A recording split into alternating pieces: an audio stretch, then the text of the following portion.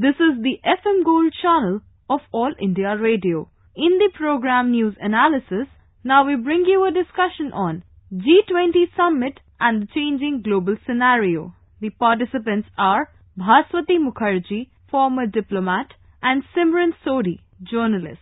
The G20 is one of the most influential groupings in the world, and India is being represented at the summit by our Prime Minister Narendra Modi. The Prime Minister held a number of bilaterals and trilaterals, and he also made a significant address to the G20 last evening. Ambassador Mukherjee, when you see the Prime Minister's address to the G20 leaders, and the Prime Minister specifically emphasized the fact that fugitive economic offenders, that should be on the agenda of the G20, and he also said that strong and active cooperation and joint efforts is needed by the G20 states to achieve this. How do you feel that this pitch has gone down to the rest of the global community? The G20 today is one of the most important groupings, given that the Security Council does not really have in it as permanent members some of the most significant countries in the world today, which includes Japan and India. The Prime Minister's rolling out of this 7-point program to bring back economic offenders would resonate very well with the international community, given that this is one of the issues which is of great interest throughout the world, and India itself has so many of these fugitive offenders who are refusing to come back, and under the laws of the land they should be back in India facing trial. So given the kind of composition of the G20, this would be immensely helpful also when the agenda for action gets adopted for India's efforts to bring back these offenders.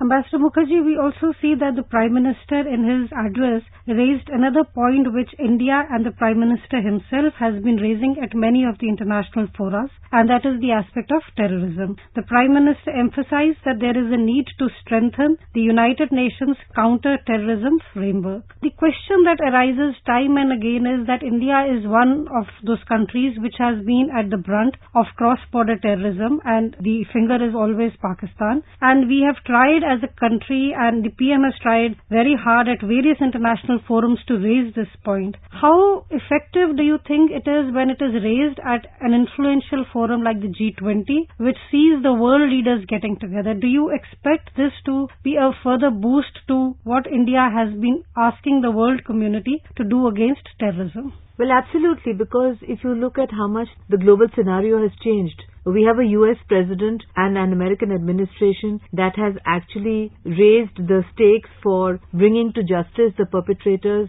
of the Mumbai terror blasts.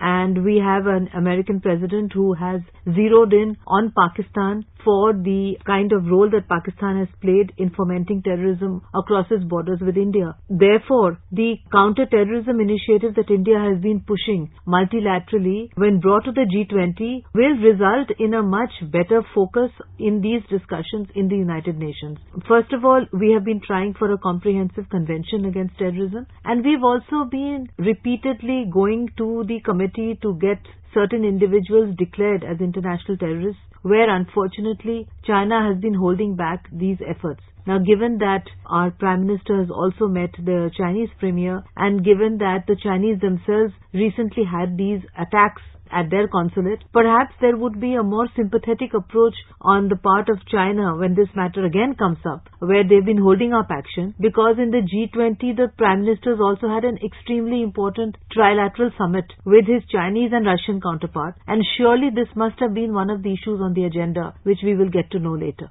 Ambassador Mukherjee, as you just mentioned, the Prime Minister held a very important trilateral on the sidelines of the G20 summit, when we are calling it the RIC, the Russia, India, China trilateral, where the Prime Minister met the Russian President Vladimir Putin and the Chinese President Xi Jinping. This is also the second RIC meet summit which is happening after a gap of 12 years. And this sees the coming together of three very important global players, also to some extent regional players, because China and Russia are more in India's proximity than many of the European nations. How important do you feel is this trilateral, and how much does it help India and China especially, which have always had a bit of a strain in their relationship, to come closer on many of the issues, for example terrorism, which we just talked about? It's very important because 12 years is far too long a period for such important global players and regional players not to meet. And the point is that we have been trying to move forward with the Chinese bilaterally on all issues where we can move forward while putting aside difficult problems. Now terrorism, now that the Chinese are beginning to see where with the blasts, with the attack at their consulate, with the kind of difficulties they are finding in CPEC, I think now our efforts to use the Putin connection in the trilateral in order to sensitize the Chinese that we need to cooperate with them and that it is in their interests to cooperate with us on terrorism, I think will have a better result now than it would have had perhaps if they had met last year or the year before. So apart from that, there would be so many other important issues because this is a grouping of the most important economies. So given the kind of economic scenario that we have, given that the fact that the Chinese are now have the second strongest economy in the world, and given the fact that there are so many countries that are vying to be in the G-20 who cannot be in it, I think that this summit will also see the discussion, this trilateral will see the discussion of some very important economic issues also. Ambassador Mukherjee, we had another very important trilateral on the sidelines of the G20 summit, the coming together of Japan, America and India. And Prime Minister Modi in this trilateral met with his Japanese counterpart Shinzo Abe and with the US President Donald Trump. And the Prime Minister also said that the acronym, if you put together this trilateral, stands for JAI, which in Hindi means success. How important do you see this trilateral where you have the American president who is known for he has a style which is different, which not too many world leaders have, and you see a very important influential leader, the Japanese leader. How important is this trilateral given the aspect that this excludes China? And the issue that was most focused in this trilateral seems to be the security of the Indo-Pacific region. Actually, the Japanese Premier and our Prime Minister have a very warm relationship right from the very first time that they met. And as far as the US President is concerned, from a purely bilateral or strategic perspective, he has actually been very, very good for India on all the issues which matter to India. And that includes a clear understanding of the results of Pakistani-inspired terrorism for India's strategic interests. And he's also cut off military funding to Pakistan because he has clearly stated that these funds are being misused. The American strategy in the Pacific, which includes very important partners like India and Japan, actually indicates the formation of a new strategic formation which in the future would be very important for maintaining peace and security here. This is not an issue which obviously the Chinese or the Russians would be comfortable with or would support, and therefore their exclusion is natural. It is presumed that in this trilateral, which our Prime Minister, as you said, rightly called Jai, which stands for victory, is a very important formation. It is the first time that such a trilateral has met, and it is anticipated that they would be meeting regularly to discuss their strategic interests in the Pacific region, and in fact in that entire region where there have also been a lot of problems because of China flexing its muscles, notably in the South China Sea. So this would also have been discussed on the agenda. Ambassador Mukherjee, as you explained the meeting of the Japan, American and Indian leaders and keeping in background the Chinese influence, we also saw that the Prime Minister met Chinese President Xi Jinping on the sidelines. This was the fourth meeting between the two leaders, and the Foreign Secretary, after the meeting between the Prime Minister and the Chinese President, spoke to reporters and he said that the border management issue between the two countries has improved. Do you feel that these frequent interactions which the Chinese leader has had with our Prime Minister has led to some improvement in the relationships, and what we find the foreign secretaries today saying that the border management has improved? Do you feel that this interaction at the highest level has achieved to some extent a certain de-escalation, a certain improvement in the bilateral ties?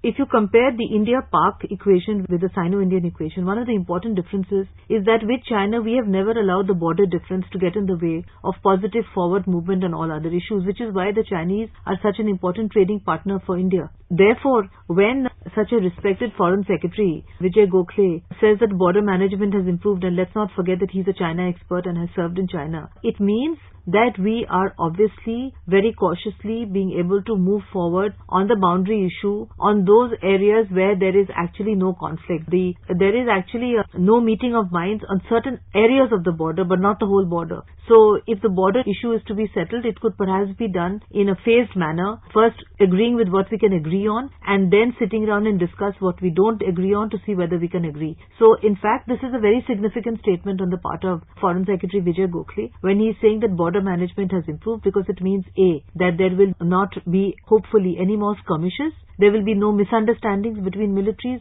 It means that there will be much more regular communication on the border. And fourthly, it means perhaps that cautiously the two sides are moving forward to see whether they can reconcile, because it is also important to remember that the Sino-Indian border is the only unsettled border as far as China is concerned. It has settled its boundary disputes with every other neighbouring country except with India. Ambassador Mukherjee, we also saw that the Prime Minister had a number of bilaterals on the sidelines of the G20 summit. Another important bilateral was with the Crown Prince of Saudi Arabia, Mohammed bin Salman, and the energy issues have been discussed prominently in this meeting. How do you see this energy equation between India and Saudi Arabia, given the fact that we have the US now pressuring all nations around the world, including India, to cut down the oil imports from Iran?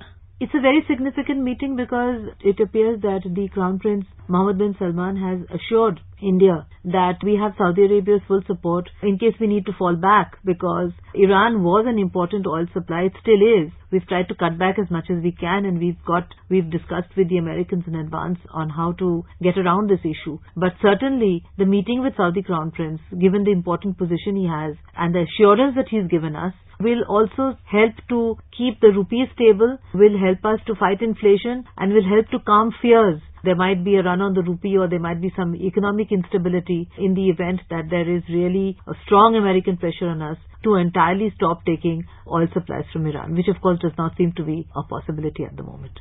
Ambassador Mukherjee, if we were to look at the G20 grouping as a whole as one of the most influential, important retreat where world leaders get together, and we have seen in Argentina, do you feel that G20 today is a much more reflective of the world realities? Absolutely. That was one of the issues that we discussed right at the beginning, that the G20 today represents the world power as it is today in 2018, whereas the Security Council represents the victorious powers after the Second World War. Therefore, in this grouping, one can see for oneself how power equations are shifting. Like, we haven't heard too much about UK at all. That probably reflects UK's reduced stature as Brexit is approaching. We haven't heard so much about some of the other major players who used to play such an important role earlier regionally and internationally. On the other hand, everyone is talking about India's trilateral with Putin and China on one hand, India's trilateral with the United States and Japan on the other. So I think this also reflects the very important position that as India emerges as an emerged power, it reflects also its changed position internationally in the international community. Ambassador Mukherjee, coming back to what the Prime Minister has spoken yesterday, and he emphasized the fugitive economic offenders, and he said that they should also not be given refuge. And we also see at G20 we have the United Kingdom Premier Theresa May, and we have seen that a lot of economic offenders from India have fled and they have taken refuge in various European countries, including the UK. Do you feel that this is a forum or a platform which also provides India to convey to the world community and to some of these countries specifically what needs to be put in place so that India domestically can deal with these issues in a much better way? Absolutely. Actually, an international framework does exist, but it is just that sometimes extraneous issues are used, for instance, in British courts, where they talk about whether the economic offender in question will have the same facility in an Indian prison as he would have in a UK prison. Now, these are extraneous issues. The point is that the person is an offender and Indian law, is an Indian national and should be returned to India to face trial. So, in these kind of fora, where such arguments cannot be used, it also provides an opportunity for us to pressure or to sensitize countries like the UK, which have so many offenders, that it is in the interest of the bilateral relationship as well as to give a strong signal internationally that economic offenders have no place to go, to return these offenders back to India. So I think that's a very positive development. And we will continue our discussions on many of the important developments today and the Prime Minister's various meetings on the sidelines of the G20 summit. Thank you. Thank you. You were listening to a discussion on G20 summit and the changing global scenario. The participants were Bhaswati Mukherjee, former diplomat, and Simran Sodhi, journalist. This program was produced and presented by the News Services Division of All India Radio. This program is also available on our website newsonair.nic.in.